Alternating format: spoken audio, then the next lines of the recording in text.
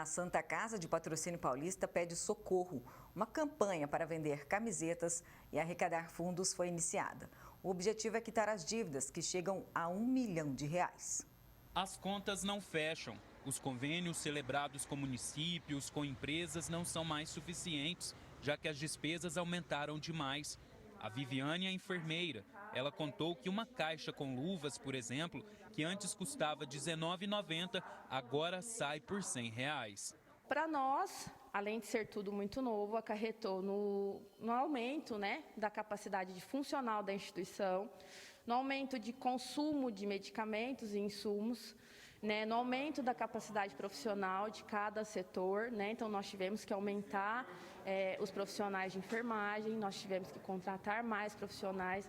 E hoje não está fácil achar profissionais capacitados para lidar com essa patologia, nem com a urgência e emergência dentro dessa patologia.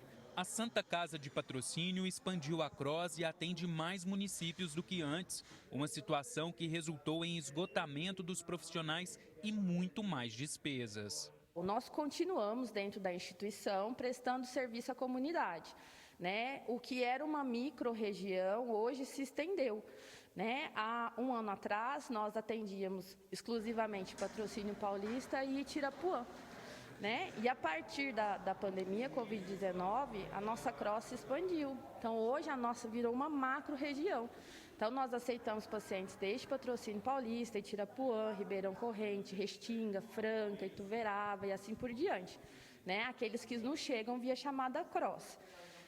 Então, assim, nós não deixamos de prestar serviço à comunidade das demais clínicas. Então, nós continuamos prestando serviço à comunidade da maternidade, de toda a parte da materno-infantil, da clínica médica, das cirurgias de urgência e emergência, cirurgias ortopédicas de urgência e emergência. Atualmente, a Santa Casa de Patrocínio Paulista possui 2 leitos de estabilização para a Covid-19. Nestes leitos, os pacientes podem ficar por um prazo determinado até que uma vaga em um hospital de referência seja encontrada. Mas o preço para manter estas unidades está muito caro. Em alguns casos, os medicamentos subiram até 1000%. Para tentar cobrir os altos custos, a Santa Casa deu início a uma campanha de vendas de camisetas. Tem de todos os tamanhos e sai por R$ 30. A ideia das camisetas partiu do momento que as despesas aumentaram muito e as receitas manteram-se no mesmo patamar. Teve um aumento drástico de medicações, de insumos hospitalares, onde deixou a Santa Casa com mais dívida do que ela já tinha. O hospital mantém um convênio com a prefeitura. Eles recebem pouco mais de 360 mil mensais. Mas o valor é específico para urgência e emergência. E esse dinheiro que entrar para a Santa Casa será na íntegra para pagamento dessas despesas.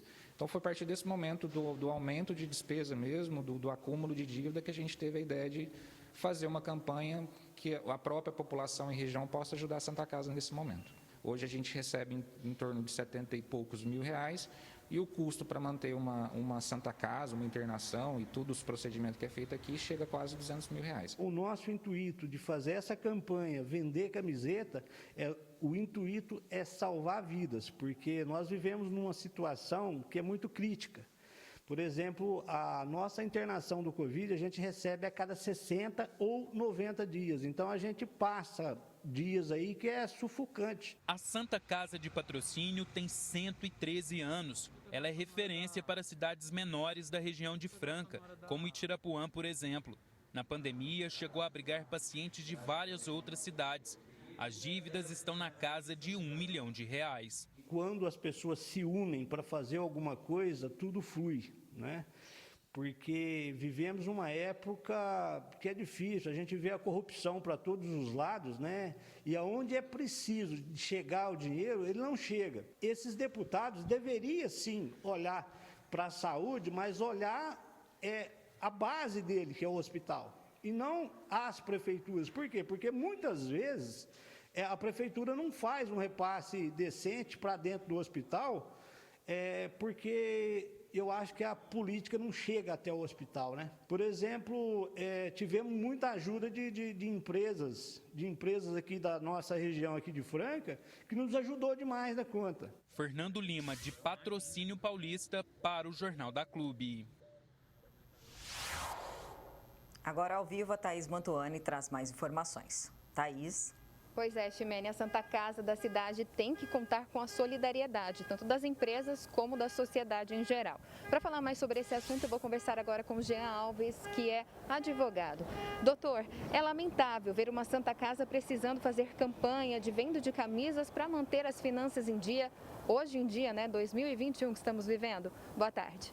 Boa tarde, Thaís, Ximene Osório, e a você, telespectador da Macro-Região, que ora nos assiste. Sem dúvidas, Thaís, essa política reflete bem o cenário brasileiro, que deixa de investir em políticas públicas voltadas à saúde.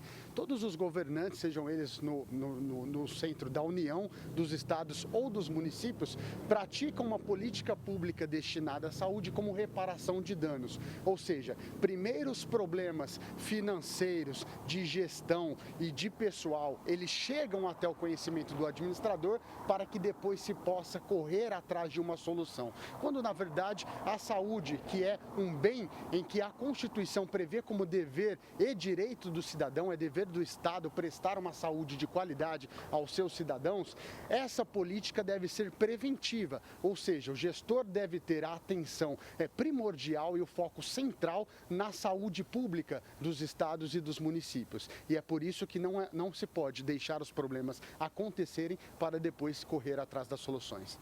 A gente viu na reportagem que no período da pandemia a Santa Casa passou a atender vários outros municípios, e ter gastos com isso.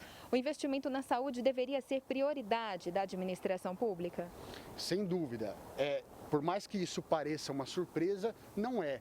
Quando a pandemia chegou no Brasil, já era de se esperar que houvesse um aumento tanto dos profissionais da saúde, quanto dos insumos e também da gestão.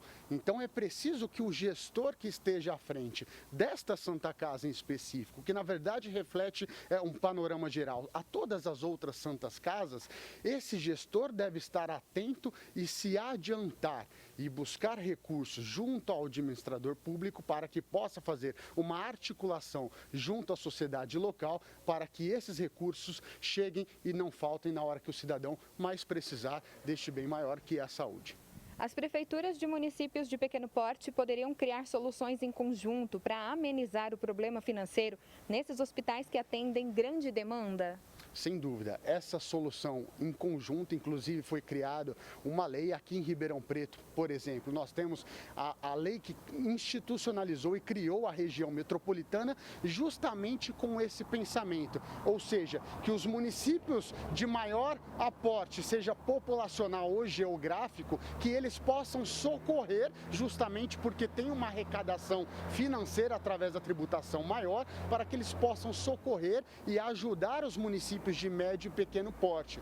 Mas o que se vê diante de uma grande briga por partidos políticos é que os gestores desses municípios, mesmo dentro da região metropolitana, eles não conversam entre si. Então não há um pensamento entre as cidades limítrofes, ou seja, aquelas que se comunicam com as outras e que os cidadãos dos municípios menores trabalham nas cidades maiores, não há uma comunicação entre esses gestores públicos e cada um pensa na própria cidade. Se cada um pensar de forma individual, jamais haverá um avanço. E isso não só na saúde, mas também na educação e em outras políticas públicas.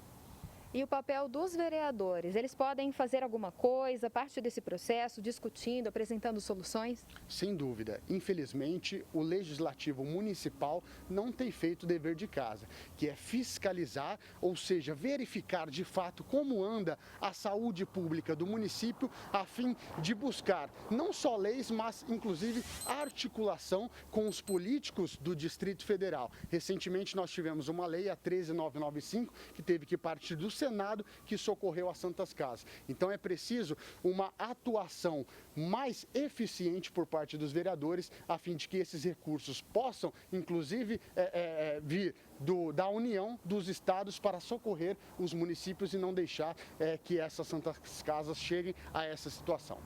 Muito obrigada pela sua participação aqui no Jornal da Clube. Ximene, daqui a pouco eu volto para falar da situação que está acontecendo em um dos bairros da cidade de Pontal. Tá feia a coisa por lá. Ximene. Obrigada, Thaís. Até já.